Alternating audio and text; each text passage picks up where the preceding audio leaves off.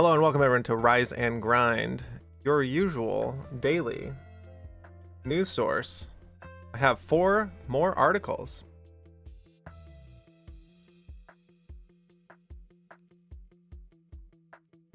And we're going to check out today. We were talking about groundwater the other day. Well, misuse of water, let's say. The article we read was that they want to pump water, cold water, into streams that are too warm, and this will save the fish for sure. Well, why are they too warm? Because we fucked up the planet. Now we're going to do more things to fuck up the planet. So speaking about groundwater, this is humans pump so much groundwater that the Earth's axis has shifted. So we fucked up the whole Earth? Like, wait a whole fucking second. Hold up. We've the tilt of the Earth is fucked. Really? Really? Oh my god. I can't. This is really interesting because how do you sustain all of the I don't know 8 billion population? That's locking up a lot of water in humans because humans are mostly water. So where does all that water come from? It either comes from desalinization, taking water that already exists on the surface, or pumping up groundwater. So weird. Don't worry, everybody. We'll get to gaming after this. It'll be 4 articles. Humans' unquenchable thirst for groundwater has sucked so much liquid from the subsurface's reserves that it's affecting the Earth's tilt. Well, if that's true, if it's affecting the Earth's tilt, can't it also affect, I don't know, sinkholes and earthquakes and other things? Groundwater provides drinkable water for livestock and helps people. Are one of these going to be fun? Yes. The next one, well, actually all of them are kind of fun and interesting, but the next one's the next 2 are I don't know, interesting. Let's get through this one though, and then we'll get to those. However, the new research shows that persistent groundwater extraction over more than a decade shifted the axis on our planet, which rotates, tipping it over to the east at a rate of more than 1.7 inches per year. It's a lot. The shift is even observed on Earth's surface as it contributes to global sea level rise. Ooh, interesting. This was published in an article on June 15th. Earth's rotational pole actually changes a lot. Our study shows that among climate-related causes, the redistribution of groundwater is actually the largest impact of drift for the pole. Yeah, we try to not get tilted around here, right?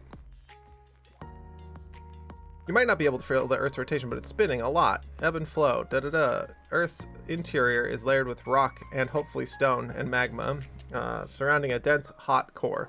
But the outermost layer, there's almost vast quantities of water below the planet's surface. Rocky reservoirs known as aquifers are estimated to contain over 1,000 times more water than everything on the surface.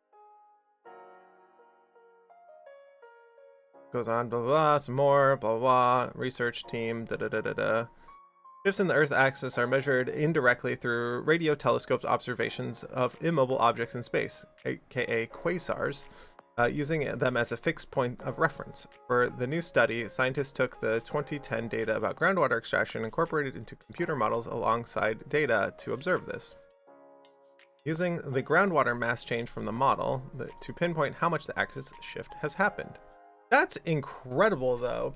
So everyone says oh, my actions don't matter, my actions don't change anything, but the combined actions of everybody changes everything, right? So when people put off their own self responsibility on these things of using too much water or these other things, yeah.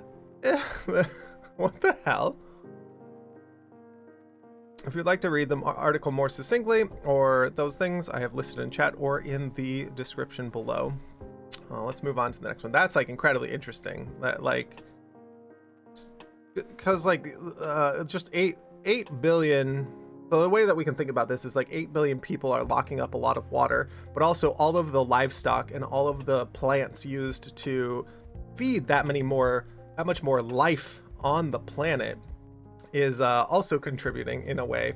So Yeah, it's like really interesting because you're locking up water in the forms of food for other things, and in like people. So I don't know. I thought that one was really interesting, so we give it a small read. The next one: scientists use VR to discover rats have imagination just like humans.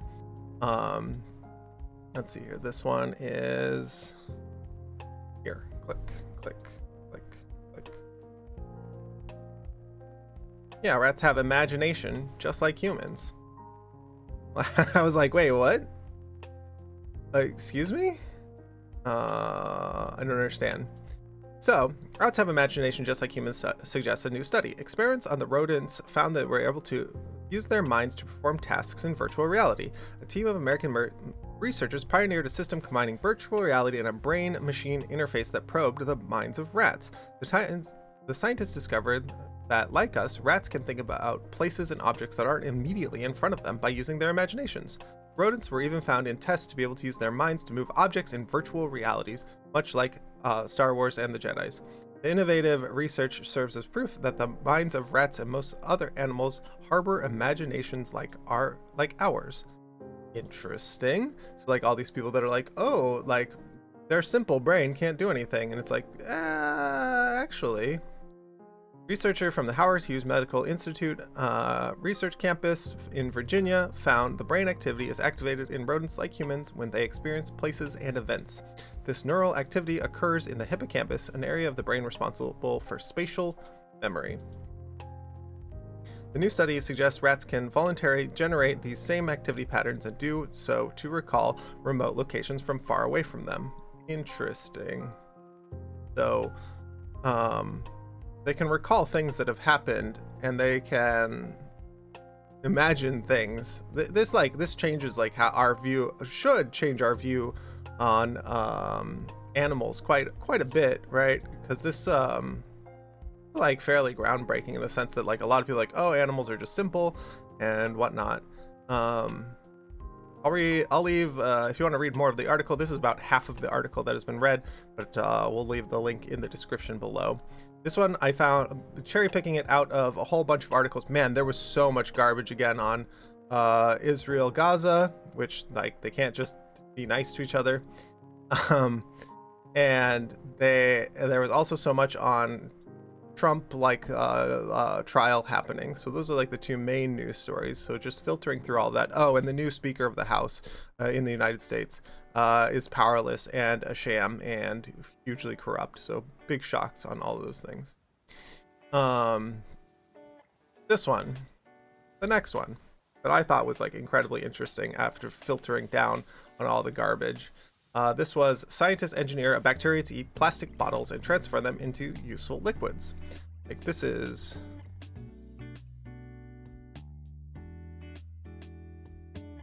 This one is interesting to me because technology is, in my mind, one of the ways that's going to save us as we move forward in the world.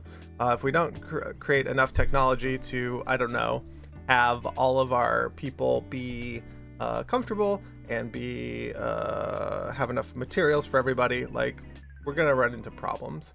So I wanted to read this one. Plastic shopping bacteria could transform plastic bottles into makeup, drugs, and perfumes, according to a new study. Oh, make them into garbage. Or things that are not needed, let's say. University of Edinburgh scientists engineer a simple E. coli bacteria to eat our litter and regurgitate it into something else. Written in ACS Central Science, the researchers announced it was the first one-pot solution for making plastic waste useful, or valorizing it using microbes. What does valorizing mean? What? That's a term I've never heard before. Give or ascribe value or validity to something. Interesting. The culture valorizes the individual. Huh. Never heard that before. That's fun. We get some new new vocab like coming at you. So mountains of disposable polyethylene bottles are thrown out every day. I don't even know how to pronounce these words. Wow. So a lot of plastic is thrown out every day. The world produces millions of PET a year, over 80% of which are single-use products. That's really bad. That's them $5 words. I'll put it in chat, in the Twitch chat here. Something like this. Yeah.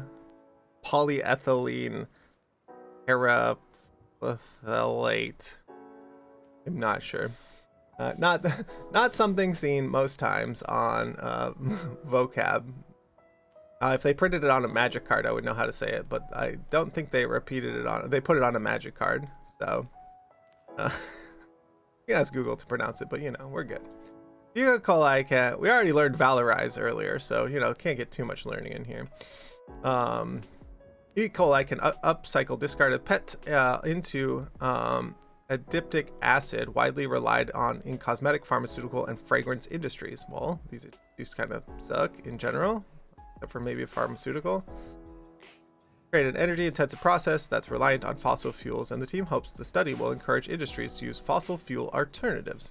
The approach enables the upcycling of waste carbon from existing industrial processes to create circular economies, avoiding the environmental consequences of landfill and/or incineration processes. Yeah, so if we can recycle things that have already been made and already been discarded, that's pretty good. But like the first thing to do, don't use those things in the first place. As much as possible. Like, in reduce, reuse, recycle, reduce is first, reuse is second, and then the recycle, this is the third stage of that, right? So, you know, what are you gonna do? So this I thought was a really interesting article. We read through like most of it. I think I put it in chat. Make sure, yeah, I did put it in chat. Great. If you want to read the rest, it was in the link below. But what an interesting time to live in, where we can like create, we can use E. coli to turn it into a thing that will eat plastics rather than eat people. It's fun. This last one I thought was interesting. I don't know much about it, but the title is Nokia is suing Amazon in courts around the world because it says it's invested billions in patented technologies and the retail giant has been using them for free. So Nokia goes up against Amazon. I'm not surprised that corporations would be doing shitty things to each other, but I wanted to know more about what the complaint is.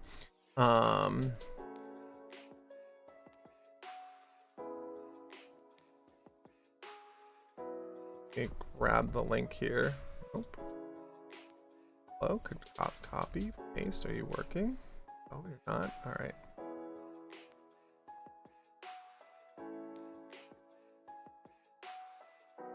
This one. I see. I want the link from Fortune, not the link from MSN. So let's do this. Put this in chat.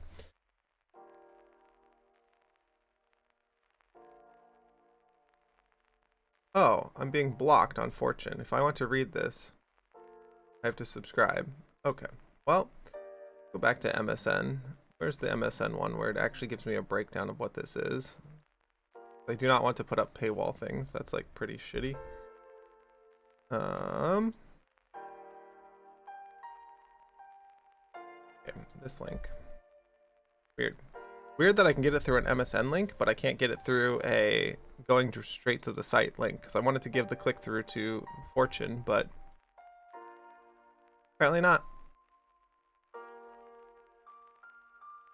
Nokia, the Finnish former mobile phone behemoth, is suing Amazon, an e-commerce company, unauthorized use for the e-commerce company's unauthorized use of streaming and device tech. Filed in the US, UK, Germany, India, and the European Unified Patent Court, Nokia's lawsuits are aimed at cracking down on patent infringement. Seems fair. Separately, the Finnish telecom infrastructure company, where is it? Separately, the Finnish telecom infrastructure company has filed a case against HP in the US for video game technologies. We've been in discussions with each of Amazon and HP for a number of years, but sometimes litigation is the only way to get a response from companies who choose not to play and follow by the rules and that are respected by others. Nokia's chief licensing officer said in a statement on Tuesday.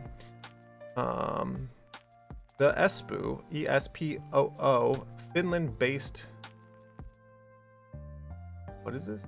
Finland-based pioneer in its own regards. When the mobile phone and handset revolution began in the 90s and early 2000s, Nokia's products eventually lost steam to rival smartphone makers like Apple and Samsung. After which it pivoted to research and development as well as offering network equipment and licenses to companies. Cool. It's now one of the world's main suppliers of 5G, the latest generation of broadband networks, and has about 20,000 patents. Nokia has developed key technologies for the vast streaming industry. Hey, that's me. Thanks, Nokia. That we see today. For instance, video compression is one of the areas where Nokia's innovation has been pivotal since the late 1990s, as it allows heavy data files to be shared across the internet. Know that.